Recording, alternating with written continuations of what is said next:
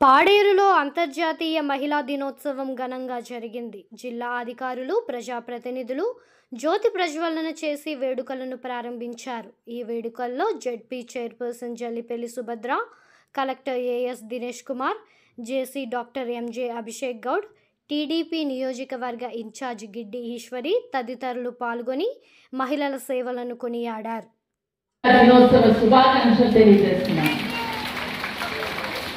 చాలా సంతోషం. ఎందుకంటే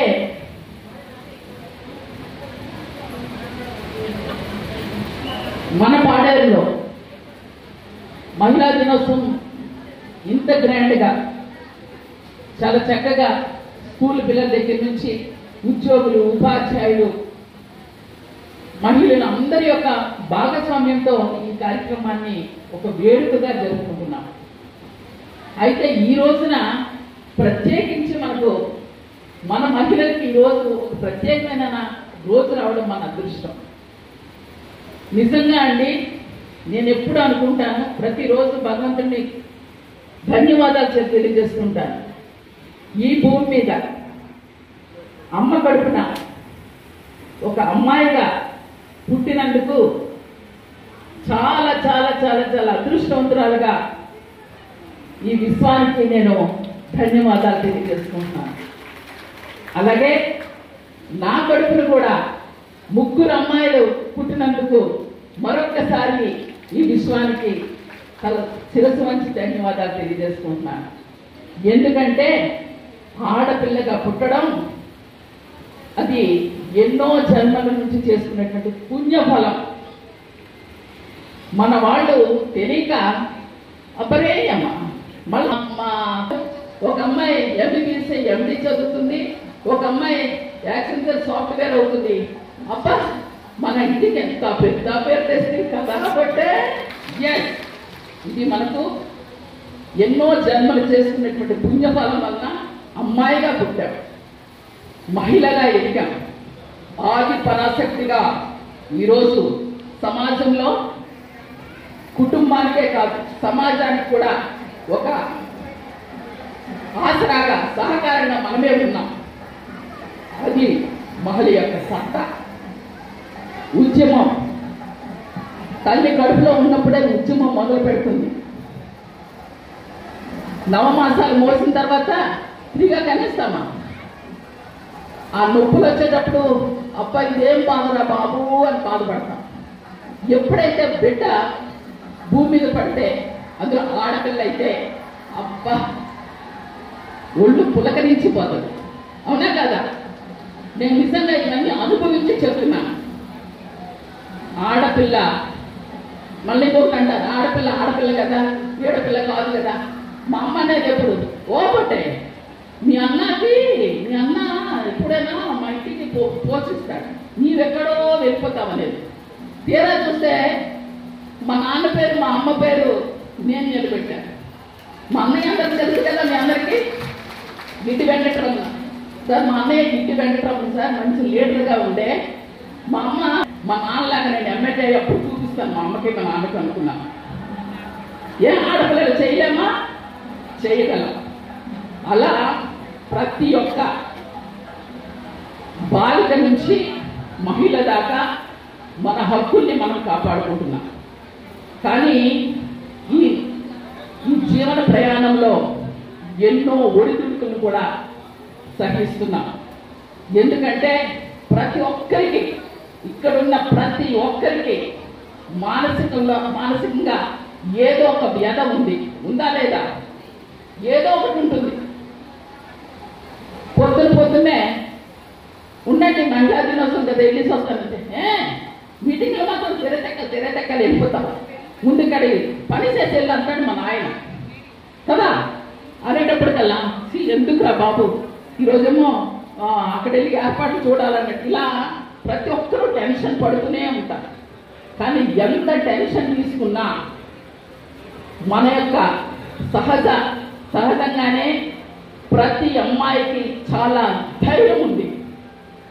మనం అనుకుంటాం, అబ్బా ఎవరు లేకపోతే నేను వెళ్ళలేనే, నేనేం చెయ్యలేను, నాకేముంది, నాకెవరూ చూడదు, ఏమీ కాదు. మన అంతరాత్మలో మనమంటూ మనకు మనమే ఒక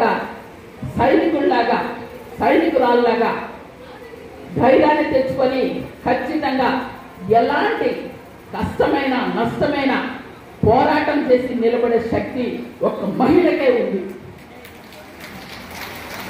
మనకు తెలియదు అంటే పక్క వాళ్ళు నీకేం చేత కాదని ఒక మైండ్గా మనకి ఇబ్బంది పెట్టినప్పుడు మనం అనుకుంటాం, కానీ అది కాదు. ప్రతి ఒక్క బాలిక నుంచి మహిళ వరకు మనలో చాలా శక్తి ఉంది. ఎందుకంటే కుటుంబ వ్యవస్థ నడుపుతున్నాం, వర్కింగ్ ఉమెన్గా వెళ్తున్నాం. అంతేకాకుండా ఈరోజు ఆకాశమే హద్దులాగా దేంట్లో లేమండి, అన్నింటిలో ఉన్నాం. అందుకనే శివుడు అర్ధనారీశ్వరుడు, పురుషుడు సగం స్త్రీ సగం. మీరు చూడండి, మన భర్తలో మన ఫోటో తీసేటప్పుడు కానీ పూజ చేసేటప్పుడు కానీ అమ్మా భర్తపై ఎడవైపు నిల్చో అంటారు. ఈ ఎడవైపు ఎందుకు నిల్చుకోవాలని అంటే గుండె ఎక్కడ ఉంటుందండి, మన హార్ట్ ఎక్కడ ఉంటుంది, లెఫ్ట్ సైడ్ ఉంటుంది కదా. అంటే మన పాత్ర ఆయన గుండెల్లో, ఆయనకి మనం ఉంటే ధైర్యం. అందుకనే కదా మహిళని లెఫ్ట్ సైడ్లో నిలబడమని చెప్పి ఏ పూజలు చేసినా ఏదైనా చేసినా అంటే మహిళ లేనిదే ఏ పూజ కానీ హోమం కూడాను జరగదు అని. అంటే మన పాత్ర ఎంత గొప్పదో ఒక్కసారి ఆలోచించండి. అందులో పాటు ఇక జరుగుతున్నటువంటి క్రమంలో అత్యాచారాలు, అఘాయిత్యాలు మనము భయపడుతున్నంత కాలం సమాజం మనల్ని పరిగెట్టిస్తూనే ఉంటుంది. మీ అందరికీ ఈరోజు ఈ ముఖ్యమైన దినం రోజున ఒక మంచి మెసేజ్ మీ అందరికీ తెలియజేయాలనుకుంటున్నాను. దేనికి భయపడదు. వాళ్ళు అన్నారనో మన ఆఫీసులోనో లేదంటే మన పక్క వాళ్ళో లేదంటే అత్త లేకపోతే కోడలో ఎవరో అన్నారని మాత్రం దయచేసి ఎమోషన్స్ని తీసుకెళ్ళకండి. ఎమోషన్ తీసుకెళ్లడం వల్లనే మనం కించపరుచుకొని మన ఆత్మ న్యూన్యతాభావంతో మనకు మనమే పనిష్మెంట్ ఇచ్చుకుంటున్నాం. నేను బతకనే చచ్చిపోతాను, నేను 10 మందిని బ్రతికించాను. అలాగే ఎవరైనా మన మీద ఇటువంటి అఘాయిత్యంగా ఏదైనా చేసేటప్పుడు దయచేసి మీ అందరికీ చెప్తున్నాను, అమ్మాయిలు పిల్లలు కూడా ఉన్నారు, చాలా ధైర్యంగా ఉండాలి. ధైర్యం అనేది అష్టలక్ష్మిలో అసలైన లక్ష్మి ఏటో తెలుసా మీకు? మనం అనుకుంటాం ధనలక్ష్మి మన దగ్గర ఉంటే బాగుండు, ధాన్యలక్ష్మి మన దగ్గర ఉంటే బాగుండు, చదువు తల్లి విద్యాలక్ష్మి ఉంటే బాగుండు. ఈ అష్టలక్ష్మిలు అన్ని లక్ష్ముల కన్నా ధైర్యలక్ష్మి ధైర్యలక్ష్మి మన దగ్గర ఉంటే అష్టలక్ష్మి మన దగ్గర ఉన్నట్టే. అర్థమైందా? అందుకనే ధైర్యంగా ఉండండి. ధైర్యంతో మన జీవితాన్ని మనం మలుచుకోగలం. అలాగే ఎప్పుడైనా సరే ఎవరికైనా కష్టం కలిగినా ఏం చేసినా ఈరోజు టెక్నాలజీ పెరిగింది, సోషల్ మీడియా పెరిగింది. ఎన్నో అంశాలని మనకి ఈరోజు ఏదైనా అఘాయిత్యాలు జరిగినా, మహిళల మీద అనుకొని జరిగినా మనం ఈ సోషల్ మీడియాని, మనం ఎక్కడున్న లొకేషన్ని, ఈ టెక్నాలజీని మనం నేర్చుకుందాం.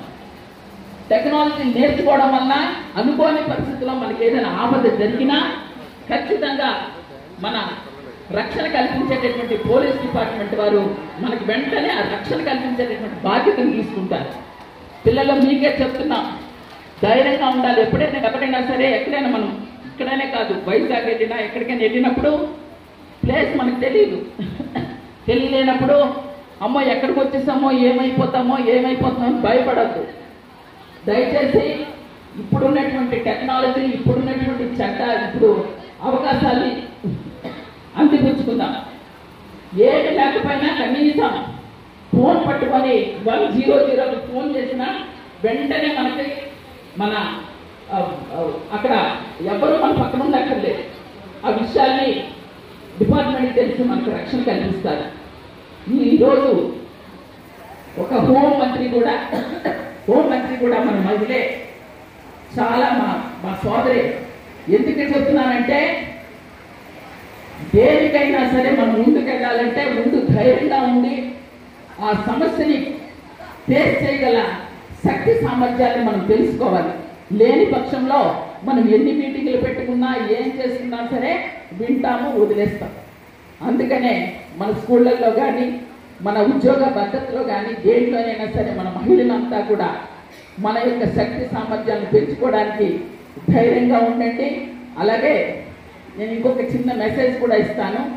ఎర్లీ మార్నింగ్ దయచేసి ఎలాగో మనం తెల్లవారు లేస్తాం, లేచిన వెంటనే ఏం చేస్తాం, గబగబా చీపురు పట్టుకొని తుడుస్తాం, పొయ్యి అంటిస్తామమ్మో, డ్యూటీ టైం అయిపోతుంది, గబగబా కూరగాయలు కోసి వంట మొదలు పెడతాం.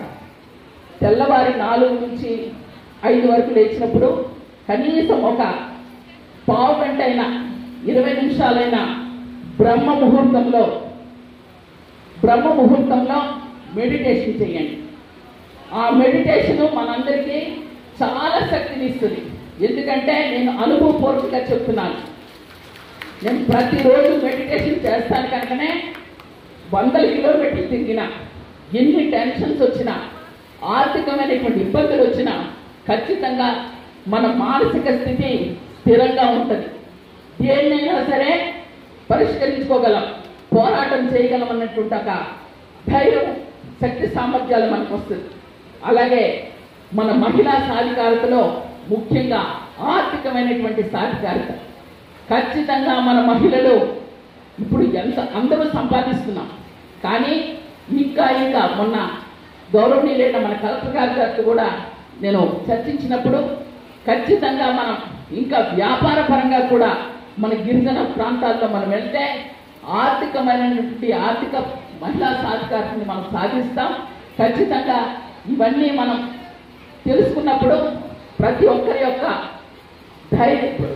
కుటుంబాన్ని ముందుకు తీసుకెళ్ళడానికి మన మహిళే కారణం కనుక ఇంత గొప్ప వేడుకల్లో నన్ను కూడా భాగస్వామ్యాలు చేసినందుకు కలెక్టర్ గారికి, అలాగే నా తోటి అక్కా చెల్లెళ్ళకి అందరికీ, వేదిక మీద ఉన్న వాళ్ళందరికీ పేరు పేరున హృదయపూర్వక ధన్యవాదాలు తెలియజేస్తున్నాను.